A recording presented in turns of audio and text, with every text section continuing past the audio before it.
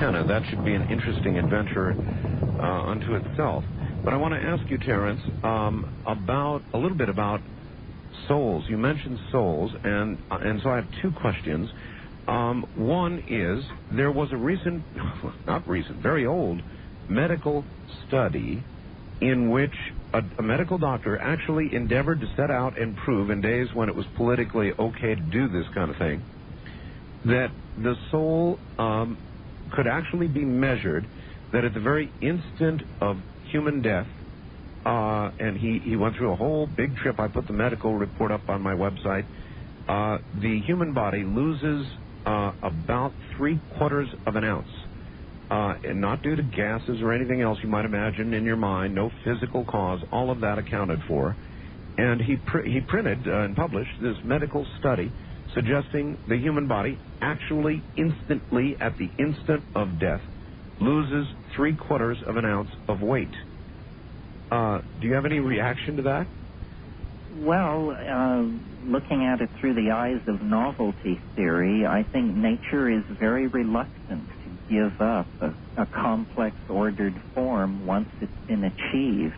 I've noticed that the difference between living organisms and things like chairs and tables, the chairs and tables don't metabolize. In a sense, the soul is something which is manifest in time. It's almost as though organisms have a hyperdimension. They're objects with time folded inside of them. Yes. And at death, what seems to happen is this complex morphogenetic field, if you will, simply withdraws back into whatever higher dimension it came from in the first place. It's not that it falls apart or dissolves, it's that it retracts from matter. It clothed itself with matter for some decades, and now it's simply releasing its organizational power over matter, but it isn't being destroyed. I mean, that's my personal take. I absolutely agree with you, but by your description, it would suggest there could not be physical weight to it, or could there be?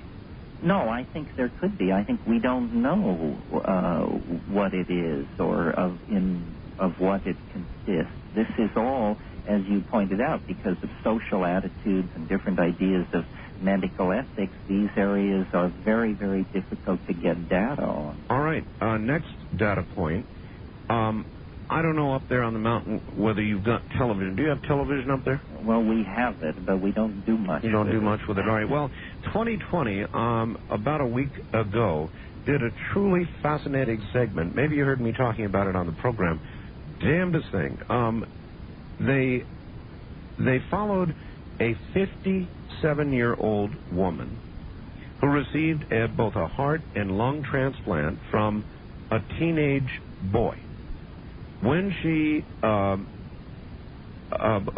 woke up from the operation, she had the immediate cravings, I mean immediate cravings, of a teenage boy.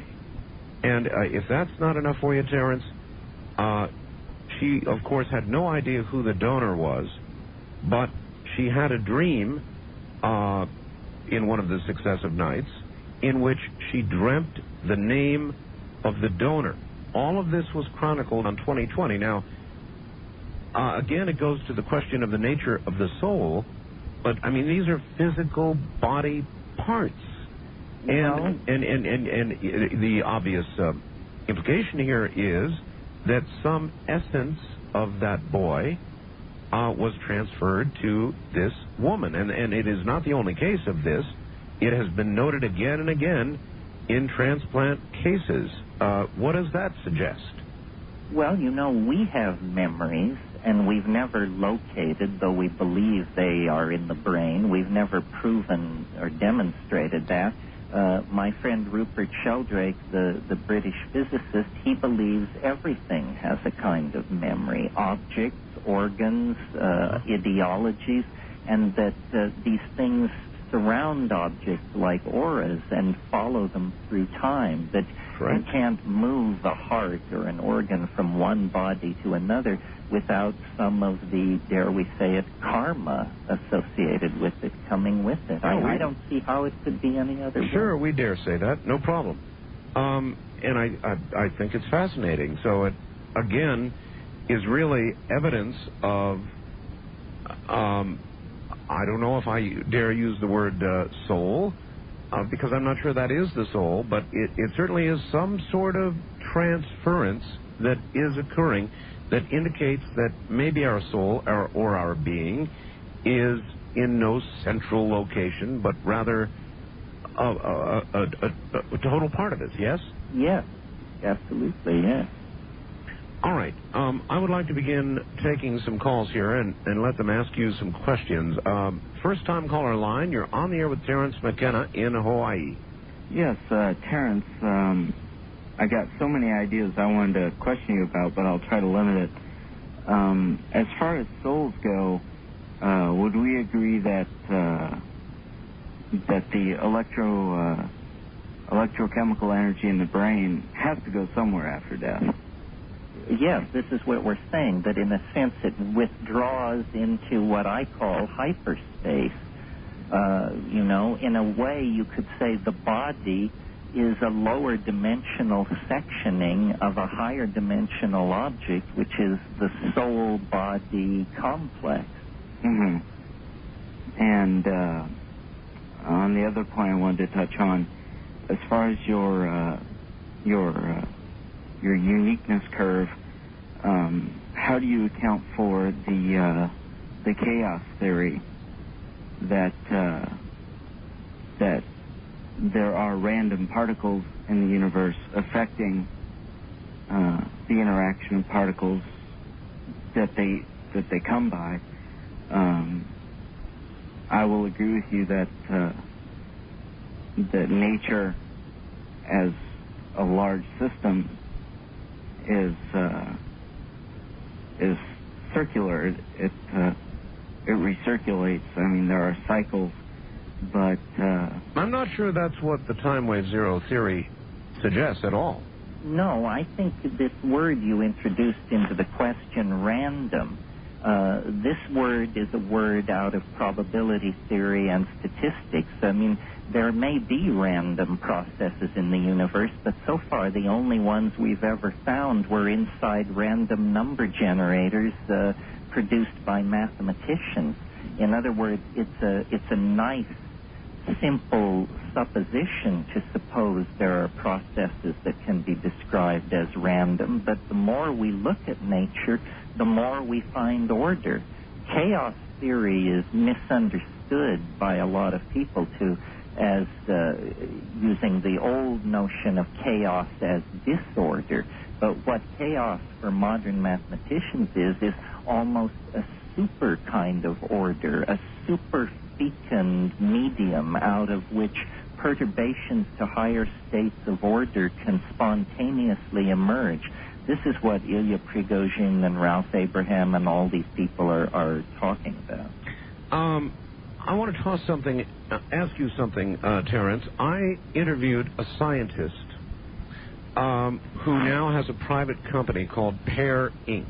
He produces, you may know about this, he produces a computer program in which you are able, which is a gigantic random number generator designed to run on a good, fast computer. And it enables you to pull down two pictures. For example, one of random absolute noise on the left, and the other of, it wouldn't matter, the scene of a mountain or any other physical photograph that you might want to bring down. It gives you many choices. You put them side by side, Terence, and then the process of randomness will begin in the computer, and your job is to sit in front of the computer and to cause the random noise, well, you can do it either way, cause the random noise to disappear, bringing the picture into perfect clarity, resolution, or you can work on it the other way and try to cause the picture to be completely consumed by the random noise. And the suggestion is, and there is a rating given at each sitting, the suggestion, and apparently the proof is, that you, with your mind, are able to affect a rapidly generating random number a sequence generator, whatever. And by God, you can sit there and do it. Yes, there's a site on the web called the Retro Psychokinesis site where they claim you not only can move these random number generators around, but you can move them around in the past. In other words, wait, in the past? Yes. In other words, they invite you to, numbers are being flashed on the screen. They invite you to concentrate on the numbers being odd or even.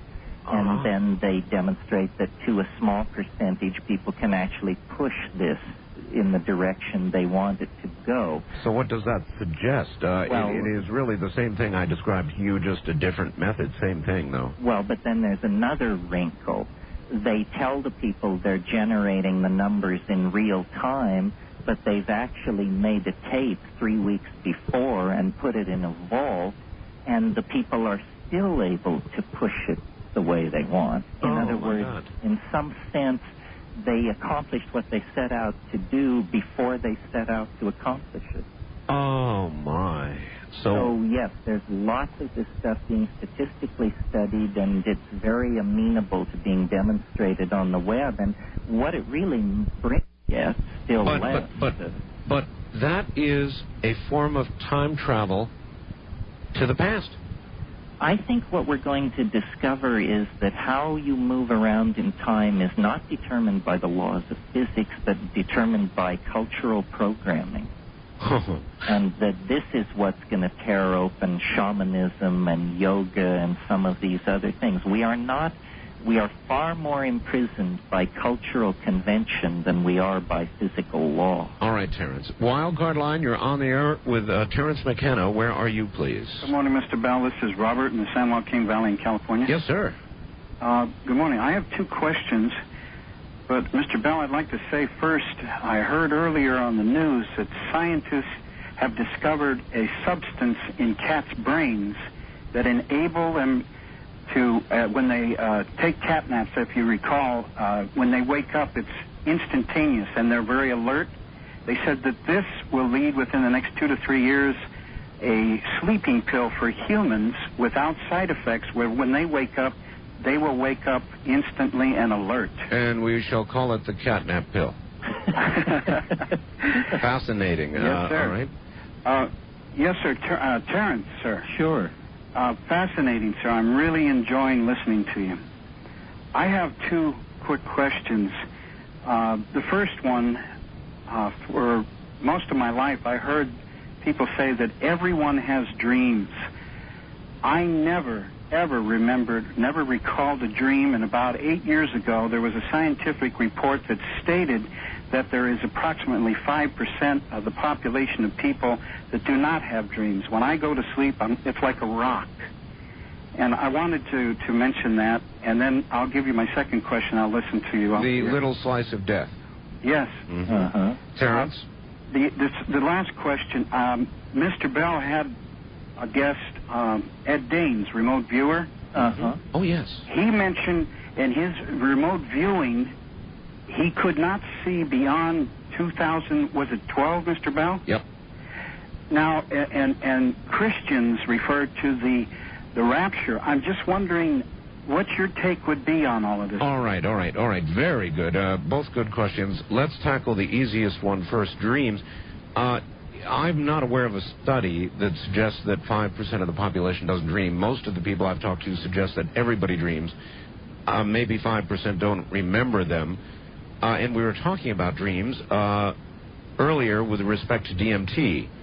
So could there be people, in your opinion, Terence, who do not dream at all, therefore have no DMT spikes at all? Well, it's interesting. I would have thought, as you suggested, that everybody dreams, but some people don't remember it. But it is true that I would guess 1 in 20 people don't respond to DMT. This is very puzzling. They simply do not respond to it. And, of course, this has never been studied because it's an underground drug. But there may well be, it may be that dreaming is something recently arriving in human evolution and not something we can just take for granted. So then, are we to presume that those who do not dream have not sufficiently evolved? Well, I wouldn't put it that way. I'd just Too say, cruel, huh? you know, everybody has different genetic strengths and differences. Maybe they've got a hell of a backswing. I don't know. Or, to be fair, perhaps we could suggest they are the ones who have evolved past the need for it. I want to be kind to them, Terence. There you go. All right, hold on, Terence. Rest, and when we come back, we'll tackle the second part of the question, which involves remote viewing and the realm in which that occurs. Fascinating stuff. Terence McKenna, right back. This is CB's on the Labor Day edition of the best of Coast to Coast AM with Art Bell. From May of 1997, it's Art and his guest, the late Terence McKenna. Art Bell will be back live on the air tomorrow night, Tuesday night, Wednesday morning. And now, enjoy this encore presentation of Coast to Coast AM with Art Bell.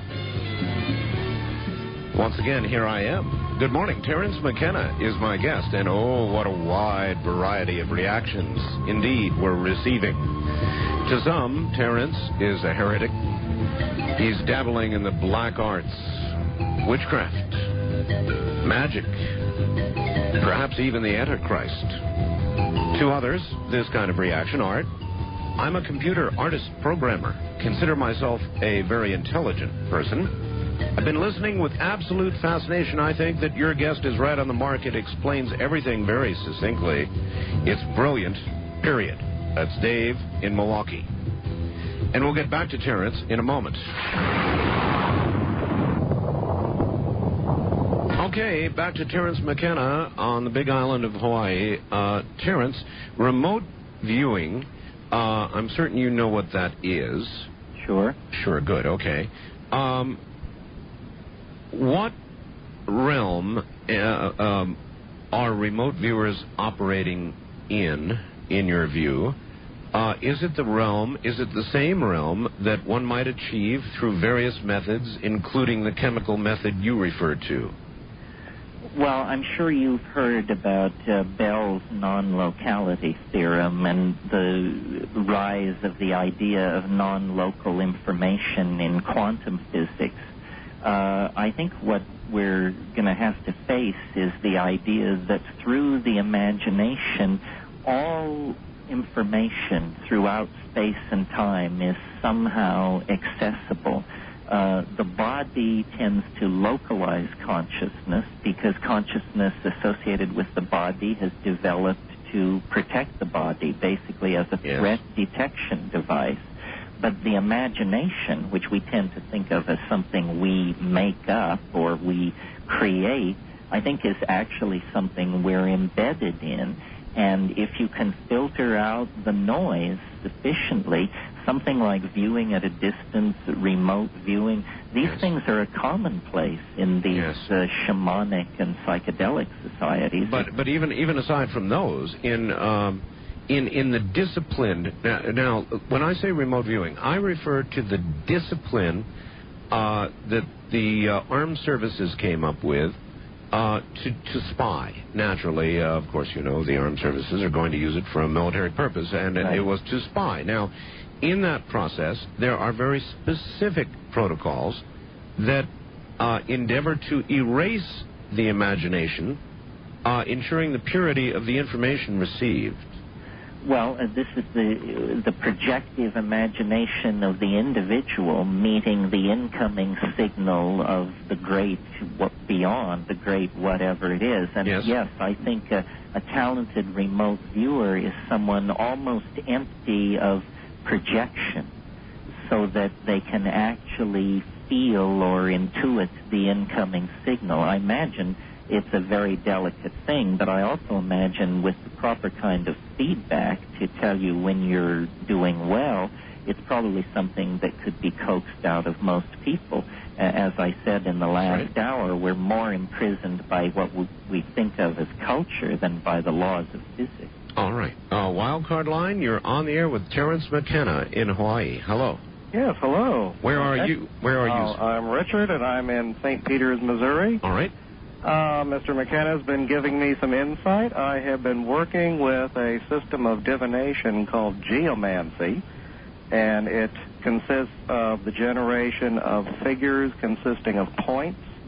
I use dice to generate the figures. Once the figures are generated, then a reading, in other words, a combination of figures, gives insight into future events. It would seem as though I've been working on this for 3 years, and I've gotten it down to the point where I've got a card reading system that is basically self-programmable, which to me is fascinating because my clients have in some way focused on the dice to create the pattern, and in so creating the pattern, I get insight into when things are going to occur and what things will happen to them, and it's on the money. Yeah, I'd love to say it's 100%, but it would suggest to me, other than synchronicity, that consciousness with a simple focus, dice, can travel through time, which I believe is what Mr. McKenna is talking about. Well, maybe it is, and maybe it isn't. It's the same idea, or it sounds like the same idea, but perhaps without the same documentation and a flawless performance. Terence? Well, you know, all over the world there are these divinatory systems. Chinese geomancy, tarot cards, the Maya have a system of throwing crystals and small rocks. And skeptics who deal with these things, who are usually anti the paranormal, always come back and say, well, you know, it was uncanny. It seemed to work. And I think the worldwide presence of these divining systems which seem to work, but which we won't admit work because we can't imagine a scientific principle that would allow them to work, yes, they're really signaling to us that the universe is more complicated than our scientific principles are able to make room for. So he's on the right track. He's on the right track. It's always about a set of defined elements, whether they're hexagrams, cards, stones, crystals, and then a randomizing of them, either a shaking and a tossing or a choosing or something like that. And then out of the human imagination come associative projections, which are always strangely right on the money. And this indicates to me there's a resonance between the human psyche and the world that is invisible to the ego and that can only be coaxed into an observational space by tricking the ego through a kind of random process like throwing cards or dice. Sounds to me like you simply have a far more refined process, but I've heard the similarities. All right, here's one for you. Back to time travel. Just a thought to ponder regarding time travel. You're going to have to listen carefully. Okay. Terence made a statement with regard to the possibility of eliminating your own existence by killing your own grandfather, as an example. If time travel was possible, it would be impossible to eliminate yourself by killing your own grandfather. The reason for this being that if time travel is possible, then time would be kind of like a loop tape which is constantly replaying itself. By killing your own grandfather, you would cease to exist. Therefore, as the loop replays itself, you would not exist to be able to kill your own grandfather. Consider it. You travel back in time, point a gun at and shoot your grandfather to death prior to his ever having children. You instantly cease to exist, but if you cease to exist, who would pull the trigger on the gun as the time loop replays itself? Confusing, but interesting and worth pondering. Well, that is the grandfather paradox. They perfectly stated it. I don't exactly hear it as an objection to what I said. That is a perfect stating of why many people have thought time travel was impossible, or that you could only travel forward into the future. All right, east of the Rockies, you're on the air with Terence McKenna. Hello. Yes, hi. Terence, from what I've heard, you are obviously a disciple of Satan. And I have to say that I want to know why no scientist has ever disproven the resurrection of Jesus Christ. All right, Terence, disciple of Satan. Yes, he is a disciple of the devil. Okay, well, let's get his reaction to that. We're talking of these matters, so it is worth some consideration, Terence. How do you respond? Well, if I am a disciple of Satan, it's an unknowing disciple. Okay. I am, at your break, someone said I was a heretic. I certainly am a heretic. You're not a heretic, you're just deceived. Pardon me? You're deceived. You're not a heretic. You're deceived by Satan. When you die, you will know that Jesus Christ is God. Well, perhaps. And he did come my back from the dead. position on all of this is... Sir, pause and let him answer, okay? Okay. Yeah, my position in this is that we're not in this world to choose between good ideologies and bad ideologies. I think that's sort of, I don't know, maybe this is middle age setting in on me, but I've sort of come to the conclusion that all ideologies are the enemies of human freedom, and that we're not, you haven't made progress when you choose existentialism over Christianity or anything over anything. Real maturity begins when you notice that these ideologies are cultural furniture. So Jesus Christ was a liar. No, he... no. No, he was God. He says he was a piece of cultural furniture inside Western civilization. But let me turn to this question of the resurrection for a moment, which I find a little more interesting. All right. I can't remember in which gospel it is. The caller probably can tell us. But when the Marys go to the tomb the morning after the resurrection and Christ is there, he says to them as they approach, he says, "Women, touch me not, for I am not yet fully of the nature of the Father." Mm-hmm. And I have never heard any Christian enthusiast discuss exactly what this means. It's a fascinating statement. Here is Christ, resurrected, having overcome death, standing alive at the side of the tomb, but saying, "I am not yet completely of the nature of the Father." And what this suggests to me is some kind of crypto-biological process that we're dealing with here. I don't think science can prove or disprove the resurrection, because science never deals with unique events. If we had 1,000 resurrections, I suppose they could statistically examine it and make a judgment.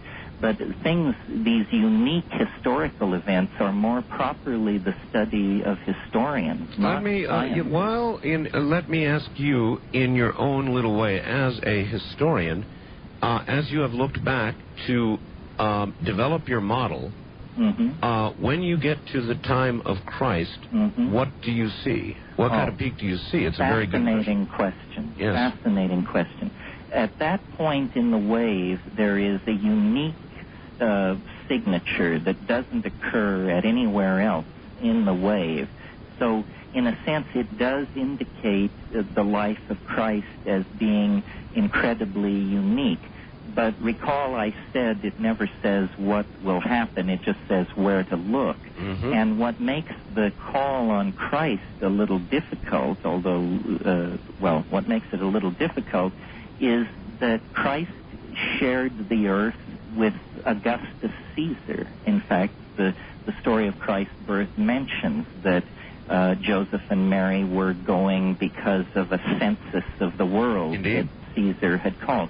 Well, Caesar Augustus was one of the greatest military and political geniuses of all time. So he's in the same part of the wave as Christ.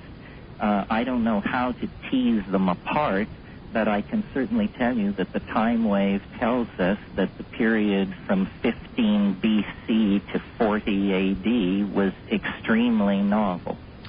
I have spoken with a number of, referring to the remote viewers, and they have made a unique statement, many of them, that at 2012, or at approximately 2012, they can look no further.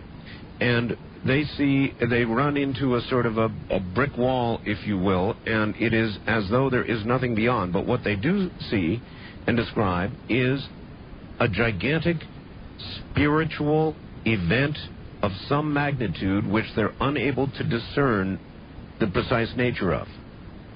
I could climb aboard all of this. I think we're headed for everything we can imagine. In other words, the resurrection and the life, the overcoming of three-dimensional space and time travel, star flight, immortality, planetary telepathy, consciousness out of the body. It will be delivered by human hands, out of the human imagination, under the prompting of the gods and the entities and the forces in the human unconscious. It is fortuitous, Terence, that we are doing this program and recording all of this for history, for the time after they toss you into the volcano.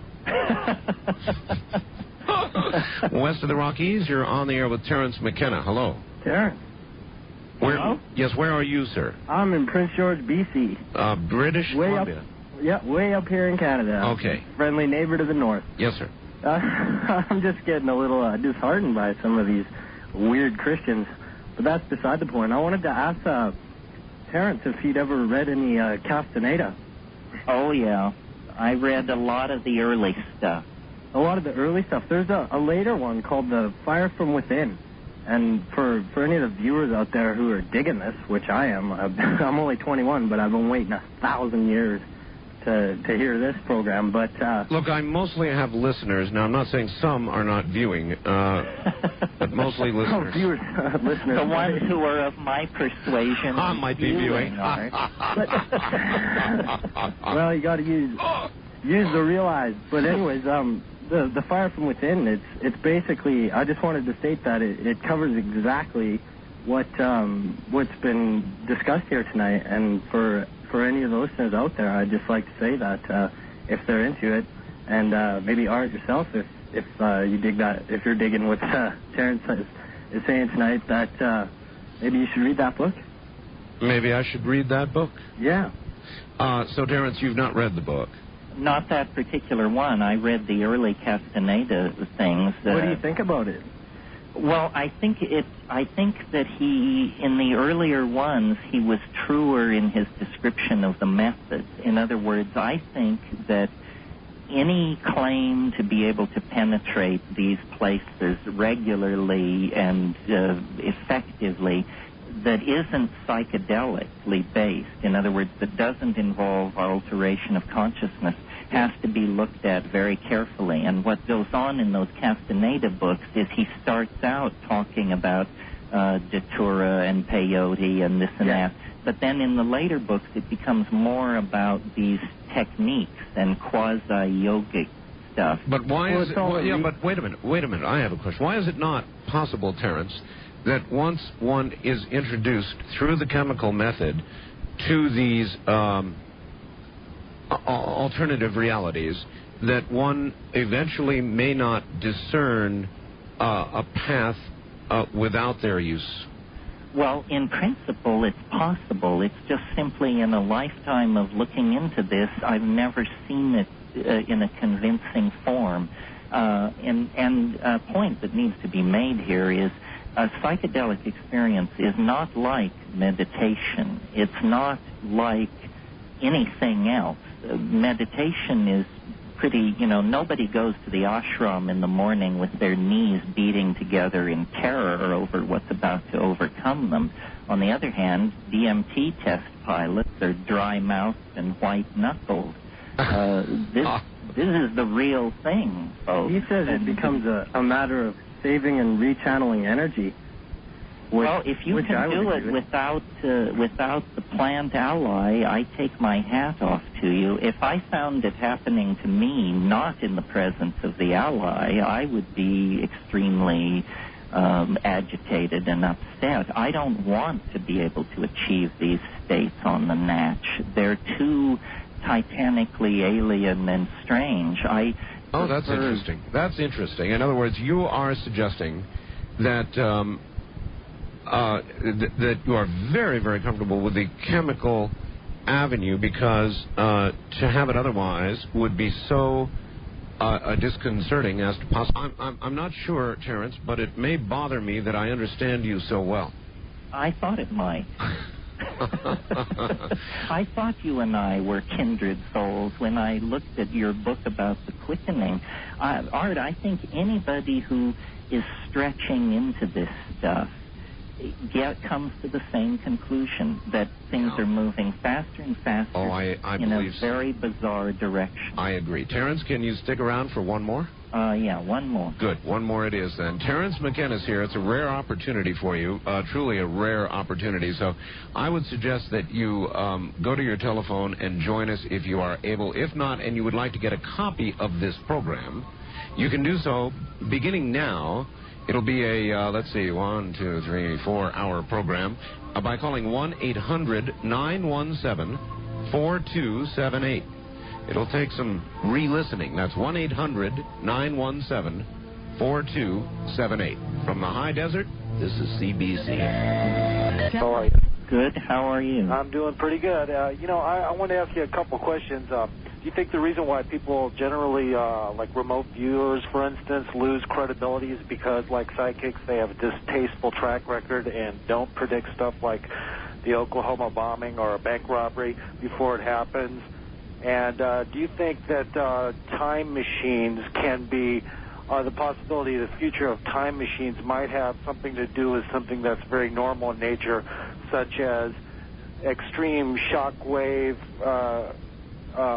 technology and just normal physical things that happen generally and the mainstream physics that will create synthetic time travel reality? Well, I don't know from what direction time travel is going to come. It used to be completely unrespectable to discuss it in the scientific literature, and if you run literature searches now, you'll see over the past 10 years this has gone from unmentionable to quite respectable. Right. There's a book called Time Travel in Physics and Science Fiction by Nabum that will definitely bring you up to speed on the many, many approaches to time travel. It's been known since 1948. There was a paper by Kurt Gödel with a scheme for time travel that would work. It simply requires that you spin a cylinder half the size of the solar system at the speed of light. Yes. But everybody agrees if you could do that and then travel along its transverse axis, you would be moved backward into time. So in the way we started out with vacuum tubes and now go to the Pentium, we have now very rude Goldberg approaches to time travel, but I'm sure by 2012 we will have brought this to a kind of perfection. And do you suspect, Terence, that time travel will manifest itself from the physical, from physics, or that time travel will be manifested from within? I think we're going to find a way basically to obliterate the difference. It's only been 500 years since some Europeans sailed over the horizon and found the lost half of this planet. That's right. And I think the human imagination is as solid as the real estate you're standing on, Art, and that when this is understood, there will be a kind of migration into the human imagination, and that this is, time travel, space flight, immortality. We have these terms for these things, but what is really coming is going to be all this and more. Our way of talking about it is inevitably incredibly quaint because we talk about it inside the very culture it's going to make obsolete. It sure would do that. Terence, a lighter question. This comes from my wife at the beginning of the program. She knew that you were the one to follow on in Timothy Leary's footsteps, and so she thought she would ask you. It is rumored, or it is perhaps a legend, that Timothy had squirreled away like a treasure trove at some secret location 25,000 hits of Blue Sandos Where is it? Do you know where it is? My goodness, Art, your wife follows these things very closely. Where is the blue sando? Yeah, that's right. Where's the X mark on the map? Have you got the map? Well, my lips are sealed. When they open the tombs on Cydonia, I'll issue a press statement. All right, we'll leave it right there. West of the Rockies, you're on the air with Terence McKenna. Hello. Hello? Hello. Hi. Where are you, sir? I am in San Francisco. My name is Ryan. All right, Ryan. It is great to talk to both of you. I am of the belief that there are two types of people in the world, basically, like people who have had psychedelic experiences, people who haven't, and the vast difference in their ways of thinking once they have had a psychedelic experience. That's why it's illegal. Yeah. Yeah. What is the direction, I wanted to ask Terence, that he sees this state now where it is illegal and why it is keeping, I think, our civilization down to its dreadful state. I think that, if it could be, like through mass awareness somehow, I just wish it could be legal so people, I think, could go to the next level that we are, coming to so fast with things speeding up. I mean, everybody feels it, I believe, everybody that I know. Did you say next level? Yes. You're calling from San Francisco, not Rancho Santa Fe, right? Yeah, exactly. Yes. Let me say this. I mean, I'm a bit of a pessimist on this subject because I take psychedelics so seriously. I can't imagine them ever being really legal unless there's a total social transformation, because my analysis of it is the reason everybody from a Marxist state to a Christian oligarchy to a high-tech industrial democracy can get together and agree that psychedelics are a terrible, terrible thing is because the social effect of psychedelics being taken by large numbers of people is a kind of deconditioning from the cultural myths. Whatever they are, it's no knock on any given society. It's just that if people start taking psychedelics, they start questioning what they've been told about reality. And culture is in the business of keeping you inside a set of predetermined answers to those questions. Well, based on that, then, Terence, perhaps legalization day is 2012. Well, there you go, Art. There's an apocalypse that would shake our world and leave the heavens intact. The day that drug war ends. First-time caller line, you're on the air with Terence McKenna on the Big Island of Hawaii. Hello. Hi, Art. Hi, where are you? I actually am also from San Francisco. Okay. So it seems to be San Francisco night for the last two callers. Well, I'm not surprised. Nor am I. Anyway, I just wanted to tell you up front, I am a professional stand-up comedian, and I guess sort of in the vein of Lenny Bruce, so I do a lot of research, and I've read a lot of your writings, Mr. McKenna, including The Archaic Revival, Invisible Landscape, and also, excuse me, the CD that you have that you did with Space-Time Continuum. Oh, yeah, the Alien Dream Time. Yeah, which was very fun. And I'm also familiar with Mr. Sheldrake's writings as well. And I would say to the 25% dissenter faxes that you've been receiving, Art, that they are probably saying that because they're not familiar with a lot of what Mr. McKenna is saying. And a lot of them never will be. It'll go right past them, and they hear one thing only, and they see devils. And, right. That's okay. Right. Well, actually, in relation to what you're saying there, I would say the gentleman who considered Mr. McKenna to be in league with Satan, that the truth does not have an ideological agenda or anything like that whatsoever. My question to you is, you're familiar with the writings of John Lilly? Sure. In my neighborhood, there's actually an isolation tank center, and I regularly go down there with mushrooms, and I'll hop into the tank while I'm doing mushrooms and whatnot. I'm very fascinated by your writings on DMT, and what I'd like to know is how would I be able to locate DMT or the plants that it comes there from? Now, I don't know that we can tell that on the air. Well, we can say something. We've already said it's right behind your eyebrows. Right. So that's one thing. The other thing is the real practical answer is go to the Internet in terms of if you want to locate plants in your ecosystem. There you go. There's vast discussion of this and incredible enthusiastic communities. But as Art says, we've already pushed the envelope. I don't think we can start peddling Schedule 1 substances on the air, nor would we wish to. Nor would you want me to, sir, because then you might not hear me anymore. Right. However, it's on the Internet. Look, it's a lot less dangerous than a lot of the other crap on the Internet, building missiles and bombs and all the rest of that. So... Can you? Can I ask you this? Can you give me use a search? Use a search engine. Right. All right. All right. Thanks a lot. That's what they're there for. Wildcard line. You're on the air with Terence McKenna. Hello. Wow, I actually got through. Yes, sir. It seems that way. Where are you? I'm in Madison, Wisconsin. All right. Go right ahead. Another hotbed. Oh, first of all, Art, I just wanted to say about a year ago I talked to you and you were telling me that I was doing myself a lot of harm by using psychedelics. And I think Terence is just good proof that someone can turn out all right. No, I didn't tell you that. Oh. I didn't tell you were doing yourself a lot of harm. I thought you did. Nope. No? I wouldn't make that judgment. That's something that only you can conclude. I see.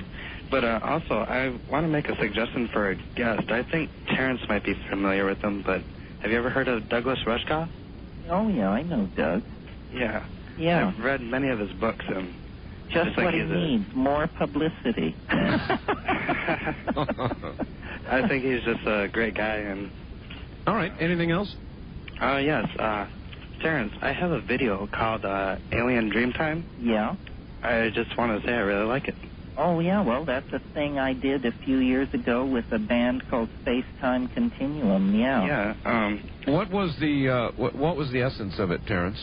Well, it was a rave in San Francisco, and I talked about, if you can imagine this, I talked about the impact of psilocybin on human evolution to a backbeat. This is something we haven't gotten into here, Art, but I have a whole other rap on how mushrooms actually impacted and caused the breakthrough to self-reflecting human consciousness. We'll have to save that one for another time. I guess so. Interesting. East of the Rockies, you're on the air with Terence McKenna. Good morning. Good morning. This is Larry in Peoria, Illinois. Hi, Larry. This is really very interesting because I just recently read some of the excerpts from the Psychedelic Experience by Timothy Leary, which is his take on the Tibetan Book of the Dead. And I missed the first part of the show, so I'm sorry if this has already been talked about, but I was wondering what is basically the difference between DMT and LSD. Good question. Well, LSD lasts hours and hours and tends to be, I think my own phrase is abrasively psychoanalytic. Essentially, I think LSD does what most people think psychedelic drugs do. They cause you to review past memories. They cause you to see your life in a different light, so forth and so on. DMT is not like that. It seems to go beyond the personal dimension. It doesn't matter, I think, who you are or where you started from. It carries you into its own world, a world that is alien on its own terms and doesn't have a lot of information in it about your psychology or your dilemmas.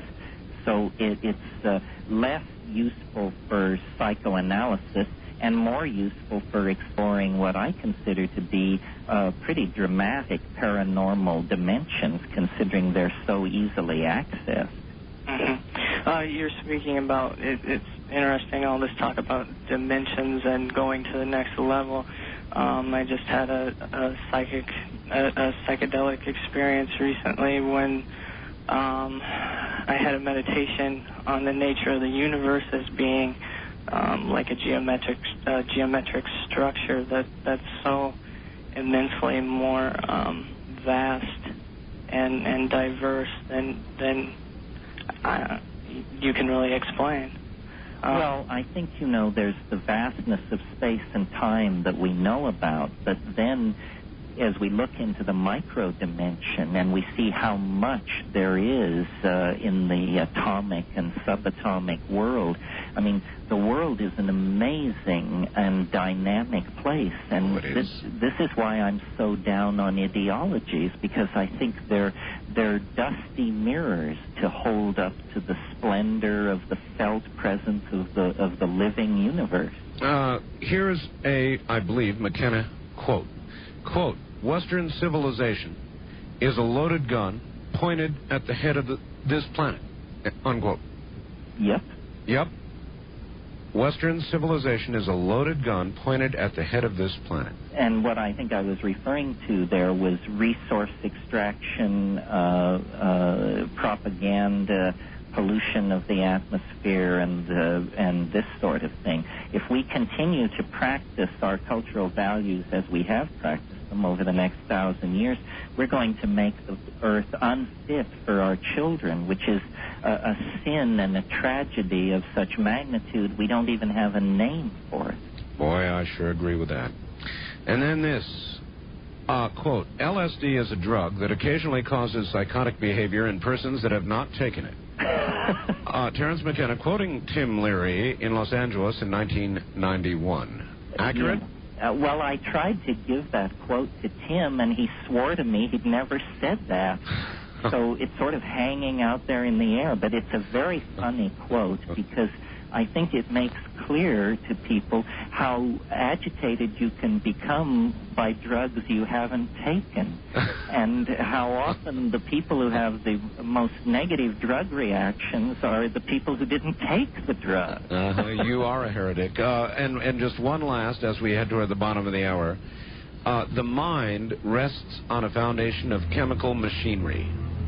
Yes, it rests on a foundation of chemical machinery. It is not simply the product of chemical machinery any more than I am an automobile when I drive it. All right, well, rest your chemical machine for a moment, and we'll come right back.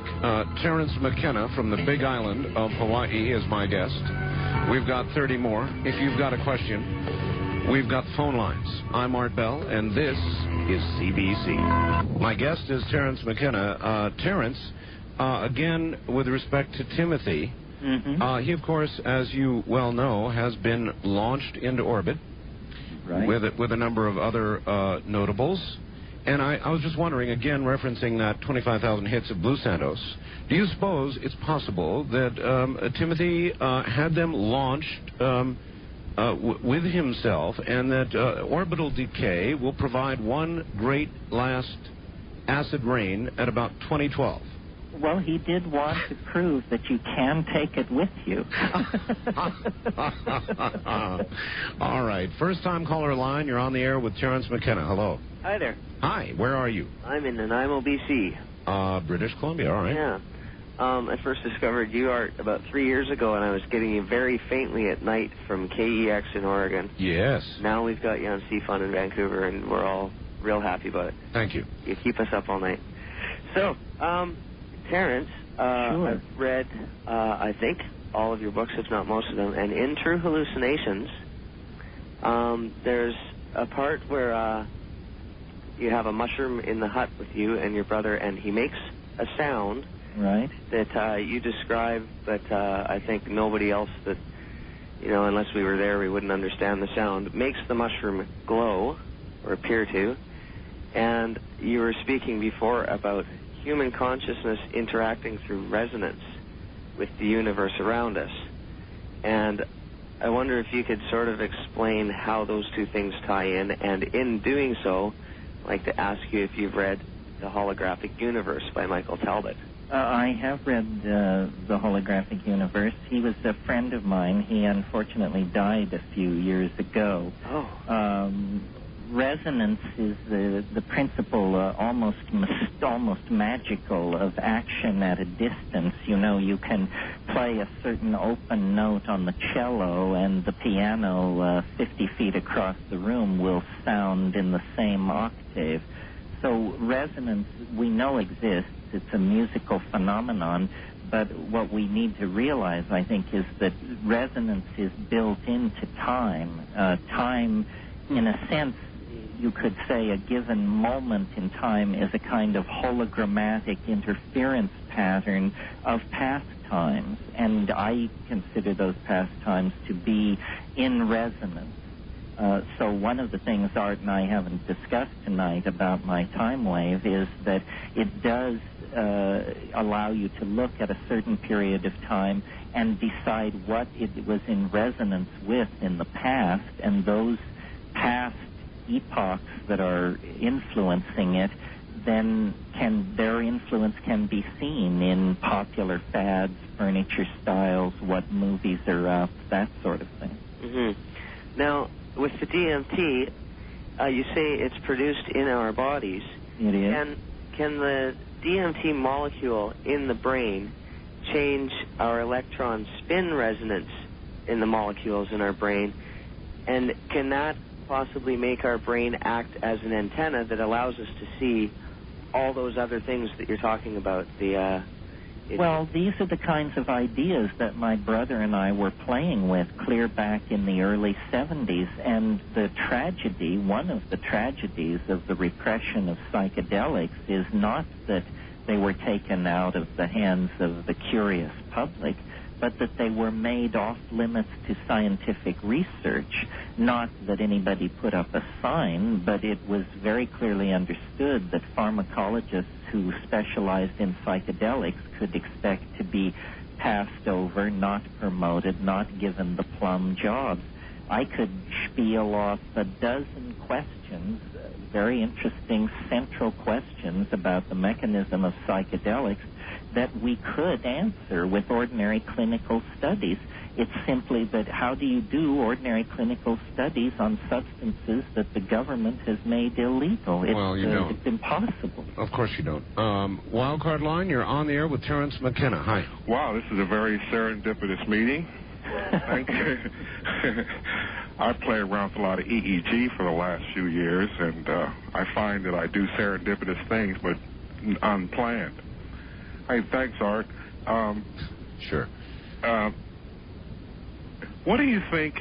Well, there was one physicist, I can't think of his name. He describes time as nature's way of keeping things from happening all at once. That's exactly what Terence just said we're going to come to at the 0 point 2012. Yeah. Yeah.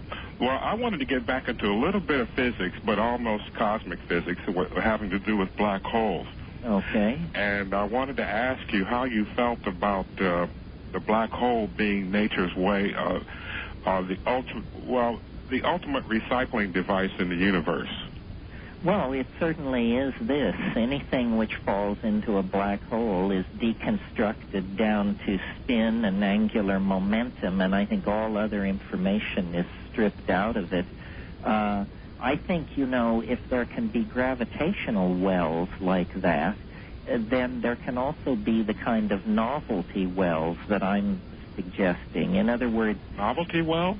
Well, if statistical probability is not a very clear way of looking at the universe, if in fact probabilities vary through space and time of any given event, then there will be areas of extremely high improbability and conversely probability.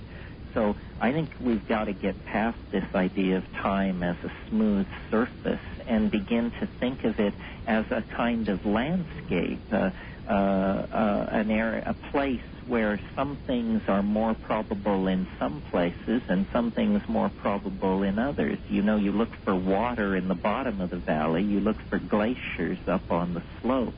I think time has a topography. It is a topological surface of some sort, and science in the West has just completely sailed past all this. Well, how is it described? Well, I don't want to make it a long thing out of this, but... Well, in Newton, it's described as pure duration, in other words, perfect flatness. Then Einstein comes along and he says, well, no, in the presence of massive gravitational objects, space-time has a very smooth and slight curvature. What I'm saying is that even at local scales, time is variable, and that when we explode time at any scale, we discover the same fractal patterns as we're seeing on scales far above and far below it. So really, the or time, far in and far out of it, too. Far in it and far out of it. So really what it is it's like a Fourier transform or something like that. It's a holographic matrix that is self-similar on many scales. The organization of a galaxy, the organization of an atom, these things in my theory are morphologically linked. They look that way because they are linked across scale and across space and time by an underlying architecture of the universe. You know, there's a big mystery now in cosmology, the dark matter mystery. Where is 90% of the matter? For the galaxies to be hanging together under the laws of gravity, 90% of them must be missing. Well, I say there's no missing matter. What's missing here are some laws, and the laws that's missing... Could it be consciousness itself? Well, it's this appetite for complexity that every particle in the universe participates in this. The galaxies hang together as spirals because it's the more novel thing to do, not because they are under the strict control of gravity, but because there is a cosmic law of aggregation toward novelty that we've missed. Would the Fourier be a way of measuring that, say with Fourier measurement of the brain itself or EEG? Well, you could measure it. You could measure it in a Fourier matrix. You could measure it in many different kinds of matrices. The point is to demonstrate it to somebody outside the system who's looking at it.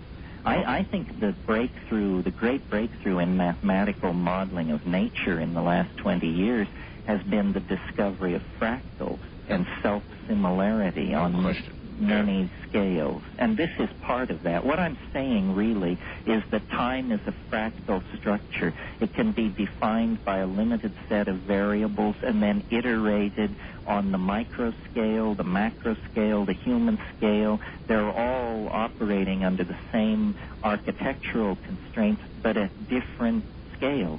You know, when I talk to my friends in the EEG world, I do a lot of EEG spectral analysis and stuff. They think I'm nuts. Well, I say, well, if you want to buy my machine and operate, this is how the universe is. And when I speak in these terms, it's like it's in a big hall, you know, empty room. There's a lot of confusion in the sciences right now. The complexity people are not talking to the dynamics people. The poor materialists have all been crowded into biology. Meanwhile, over in quantum physics, they're talking like occultists. And none of the news has reached psychology and sociology yet. The house of science is in incredible disarray, and it's because sciences wish to describe nature. They've now dispensed with all the easy stuff. Now we're asking questions like, what is language? What is mind? What is process? These are very deep and difficult questions, and I think they're going to cause a revolution in the science and a reformation of its methods, or science is not going to be adequate to the game. Well, perhaps after some period of anarchy. Yes, well, that's what we're going through. East of the Rockies, you're on the air with Terence McKenna. Hello. Hello there. Hi. Hi. Hi, I just want to start by saying thanks. And I wanted to say it's an honor to speak to Terence. I'm a big admirer. Where are you, sir? I'm in St. Louis. My name is Alex. I'm 21 in St. Louis, Missouri. All right. Okay, and I wanted to start by actually commenting on a couple of things that have been said earlier this evening. One, I'm looking really forward to 2012, and I'm looking really forward to being part of human evolution and being in control of that, really. And I wanted to say about the throwing out of the rock that, you know, it seems kind of like that God has already thrown out the rocks on this planet, you know, and that is plenty as is. You know, that is the way things are. And that's the planet as we have it, and that should be plenty of knowledge as is, you know, for us to understand everything. And I've had some experience with psychedelics, and I'm not finished yet, far from actually. And but the truth to it is that my own personal belief is that you achieve true enlightenment after being sober and meditating in sobriety and getting inside yourself. The truth is not outside; it's inside. That's a very interesting point, Terence. Let me ask you a question. Do you contemplate the possibility that your trip will be complete before 2012? In other words, your personal trip, that you will conclude at some point that you've done as much as you need to do and know what you need to know and don't need to do it anymore? I can imagine that. What I would like to do is take my ideas and turn them over to a general community of interested people and let the chips fall where they may. You know, science is the only human endeavor where you actually get points for proving you're wrong. And I love that approach. I'm not interested in pontificating or building dogma or founding a cult. I'm interested in the ongoing adventure, which is a collective adventure, of generating ideas, testing them against reality and the evidence, discussing them with other people, and then going on to build better ideas. And I cannot believe that Time Wave Zero is finished or complete because I have finished with it.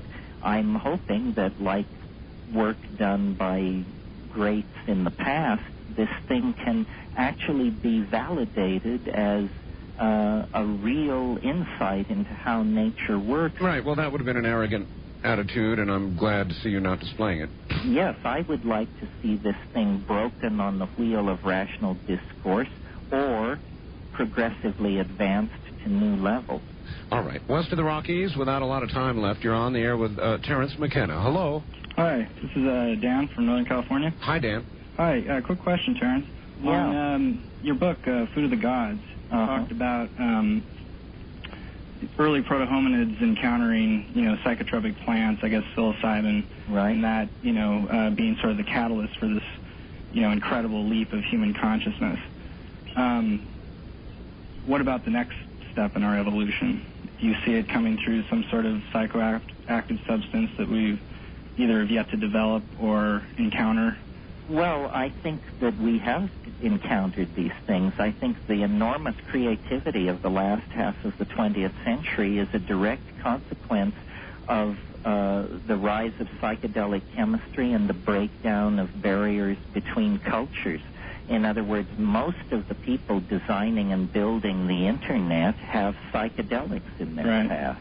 Most of the people in the music business, in fashion, in media, in scientific research, medical research, architecture, the dirty little secret about the creativity of 20th century civilization, at least in the last half of the 20th century, is that it rests so firmly on a psychedelic base, and yet we deny that. I've got one final question I've got to pose to you with regard to our discussion on the Internet. I interviewed Charles Osman, an expert in nanotechnology. He predicts that within the next few years, or even less, we will begin to encounter sentient entities within the Internet. Artificial intelligences. I believe that will happen. Hans Moravec has written a lot about this. He would be a guy for your show, Art. And he's talked about how these AIs, these artificial intelligences, they learn 50,000 times faster than a human being. Well, you turn one loose on the Internet where it can talk to all these computers, it can make 50,000 years of progress in 1 year. Moravec thinks we're not even going to know what hit us when these things come into being. Listen, time as we must measure it is coming to a close. How many books have you written? 5 or 6. Invisible Landscape, Food of the Gods, Magic Mushroom Grower's Guide, True Hallucinations, Archaic Revival, on and on. Where do people get these? Regular bookstores? Oh, yeah. They're Bantam and HarperCollins, so any decent bookstore has them or can order them. All right. Suppose somebody would like to send you email on the Internet. Now, be careful here. Okay, here it comes. HCE@well.com. That's HCE, think Here Comes Everybody, at well.com. HCE@well.com. Right. That's so appropriate. Here comes everybody, indeed. Do you are you able to answer the majority of the communications? I try. It may be short. I'm getting about 70 email messages a day. What you're going to do to me, Art, I can't even imagine. But I will make a valiant try. Conciseness counts. All right, it does indeed, and people should understand that with the volume you're about to get, it may be brief. Terence, what a pleasure it has been. Again, we will do it someday. If they don't toss you into the volcano first, we'll do another interview one day. How about it? Well, I'm worried they may toss you after this one, but if you're there, I'll be here. All right, Terence, done. Okay. Thank you, my friend. Bye-bye. Take care. From the big island of Hawaii, he's headed back up to his mountain. And me, I may be headed for the volcano. Who knows? That's HCE@well.com.